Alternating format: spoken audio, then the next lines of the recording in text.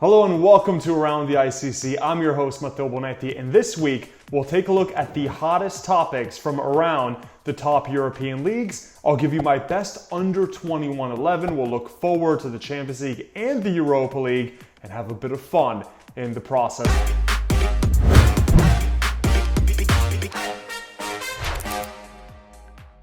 So let's start out with a whip around of the top European leagues, and we have to start with the scenes from the Premier League where the match between Manchester United and Liverpool was postponed as fans stormed the pitch at Old Trafford. Fortunately for us though, there were games that actually did go ahead, the most noticeable being Chelsea winning 2-0 against Fulham, meaning that they keep their distance from 5th place at 5 points for that last Champions League spot. And Spurs got a blowout 4-0 win against bottom of the table Sheffield United under new manager Ryan Mason, with a hat-trick coming from Gareth Bale as he rolled back the years. You better Bale it.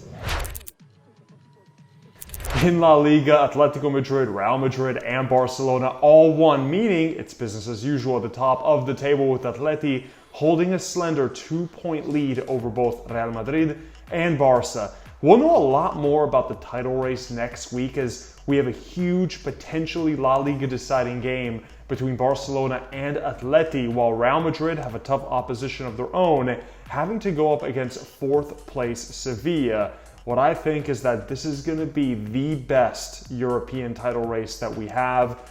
3 teams all fighting for the same thing. So many great players to watch. I Liga, I more Liga every single week. Over to Serie A, and we can crown Inter champions of Italy for the first time since Jose Mourinho led them to a treble more than a decade ago. The Scudetto title put an end to Juventus' amazing 9-season run and gave Inter boss Antonio Conte some sweet revenge as he really took off as a manager in Turin with Juve a long time ago. But all eyes now are on the race for 4th place as we have 5 teams, Atalanta, Juventus, Milan, Napoli, and Lazio, all fighting for those final 3 Champions League places next season. The only thing we know in Italy is that Inter won the Scudetto and they will be going to the Champions League next season.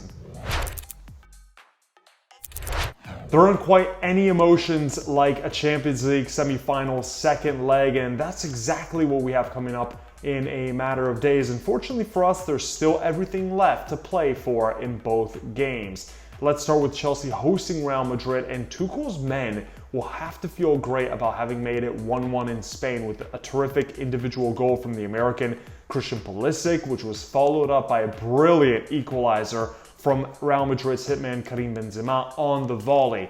Now, Benzema is having one of his best seasons, coming up when it matters most in the clutch. And in the second leg, one of the most interesting battles will once again be in the midfield. The Real Madrid trio of Modric, Casemiro, and Kroos is one of the best in Europe, even though they are getting on with age. They've been vintage, but they faced quite the challenge in the first leg with N'Golo Kante constantly chasing and cutting down the space, Jorginho pulling the strings, and Mason Mount linking the midfield with the attack. While Timo Werner once again wasn't able to score, Christian Pulisic showed plenty of confidence with his great touch in creating space for himself and finding that lone Chelsea goal. Very exciting to see Pulisic getting more time now at Chelsea under Tuchel. Now, another battle that should provide plenty of interest is that between Karim Benzema, who has scored more than 28 goals now in all competitions, and the vastly experienced center-back Thiago Silva, who joined Chelsea from PSG and adds plenty of know-how in this competition.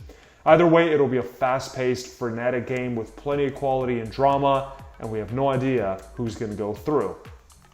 And if we weren't spoiled enough, the other semi-finals between top-of-the-table Manchester City in the Premier League and French giants PSG, 2 of the most talented teams in Europe who are desperate to finally win their first ever Champions League trophy after massive investments that their respective owners made in the last decade, and a little bit more in City's case. Now, what stood out more than anything in the first leg is how much better Manchester City were in that second half, with yet another notable PSG meltdown in Europe's most prestigious competition. Unfortunately for them, it's becoming a bit of a recurring theme. They've really given away some big results over the last few years. And what I noticed was the deeper shape that Guardiola employed in the first half. The fullbacks took a more defensive position, wary of the threat that PSG can pose on the counter-attack. However, in the second half, Guardiola let those fullbacks loose and the game completely shifted in favor of the English side. Let's see if we'll get more of that for full 90 minutes in the second leg. In the Europa League, we don't quite have as much drama as we did in the Champions League, as Manchester United go into their second leg clash against Roma with a 6-2 advantage. It's a tennis score in that one after a sensational second half where Manchester United made the most of Roma's injuries and forced a few goalkeeping errors as well. So welcome to the final, United, a very disappointing result for the Giallorossi Roma, who are also outside the top four in Italy. So let's instead focus on Villarreal and Arsenal, the other Europa League semi-final, which is still competitive. Finished 2-1 in favor of the Spanish side. Arsenal seemed to have lapses of concentration early in the game and could have suffered more than just the 2 goals against the Yellow Submarine. Manu Triguros, one of the most underrated central midfielders in La Liga, was instrumental yet again with his brilliant goal, but fans of Villarreal will know just how much he means to his team with his slick passing, his organization in the midfield, along with very good technical ability.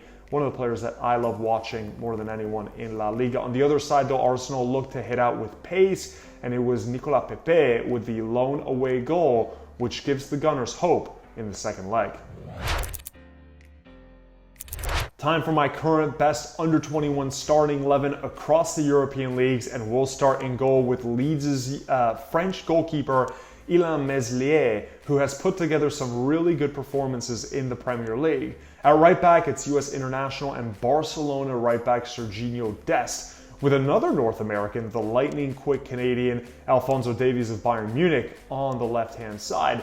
My center backs are Juventus' Matthijs de Ligt, who has plenty of Champions League experience, and 20-year-old Frenchman Wesley Fofana, who was signed by Leicester City from Saint-Etienne for more than £36.5 million. In the midfield, Phil Foden, obviously, who is becoming an absolute sensation under Pep Guardiola at Manchester City, plays along 17-year-old, yes, 17. What were you doing at 17? You weren't Jude Bellingham playing in the Bundesliga with Borussia Dortmund. He's getting great experience in Germany with Borussia Dortmund, which has basically become a factory of amazing young talent. The final player in my midfield is the Barcelona starlet Pedri, who shows intelligence and technique far beyond his ears. Up top, another English player makes the cut, and that's the exciting winger Jaden Sancho, who at 21 has already played over 133 games for Borussia Dortmund. His teammate Erling Haaland is my lone striker, and for a good reason. The golden boy Haaland has already banged in 53 goals in 56 matches with Borussia Dortmund. I don't know if you've noticed, but it's kind of a pattern. Borussia Dortmund is owning these amazing under-21 talents, and Haaland has incredible finishing ability as well as elite movement and lightning quick pace as well.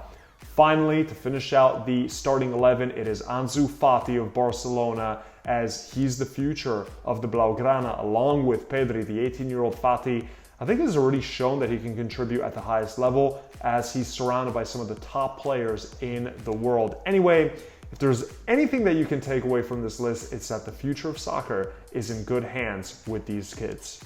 Thanks so much for joining us here on Around the ICC. You can follow me at Bonetti on Twitter, follow the ICC at INT Champions Cup on Twitter, at International Champions Cup on Facebook and Instagram, and check out the new ICC website for a feature where you can now follow along the live score of all the big European matches. I'm Matteo Bonetti, and I'll see you guys next week for more Around the ICC.